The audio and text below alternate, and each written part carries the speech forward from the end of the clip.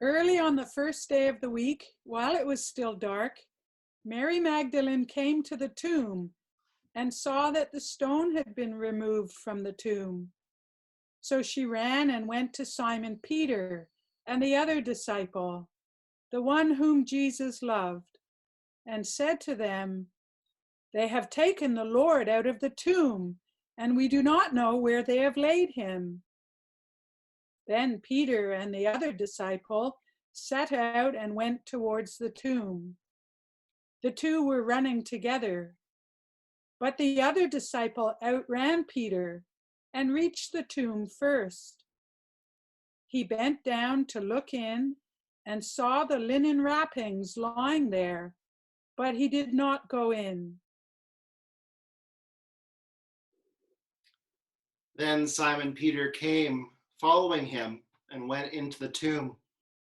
He saw the linen wrappings lying there, and the cloth that had been on Jesus' head, not lying with the linen wrappings, but rolled up in a place by itself.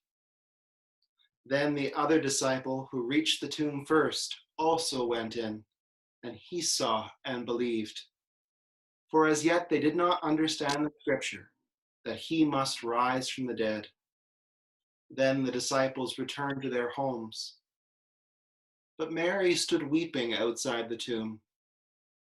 As she wept, she bent over to look into the tomb, and she saw two angels in white, sitting where the body of Jesus had been lying, one at the head and the other at the feet. They said to her, "Woman, why are you weeping?" She said to them, "They have taken away my Lord, and I do not know where they have laid him." When she had said this, she turned round and saw Jesus standing there, but she did not know that it was Jesus. Jesus said to her, "Woman, why are you weeping? For whom are you looking?" Supposing him to be the gardener, she said to him, "Sir, if you have carried him away, tell me where you have laid him, and I will take him away." Jesus said to her, "Mary." She turned and said to him in Hebrew, "Rabboni," which means teacher. Jesus said to her, "Do not hold on to me, because I have not yet ascended to the Father. But go to my brothers and say to them, I am ascending to my Father and your Father, to my God and your God." Mary Magdalene went and announced to the disciples, "I have seen the Lord." And she told them that he had said these things to her.